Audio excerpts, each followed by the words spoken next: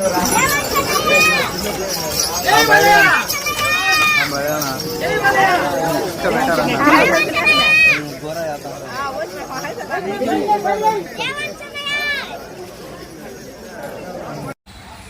జిల్లా నారావారిపల్లిలో నిర్వహించిన భోగి వేడుకల్లో కుటుంబ సభ్యులు సమేతంగా పాల్గొనడం ఆనందంగా ఉందని సీఎం చంద్రబాబు నాయుడు సతీమణి భువనేశ్వరి తెలిపారు.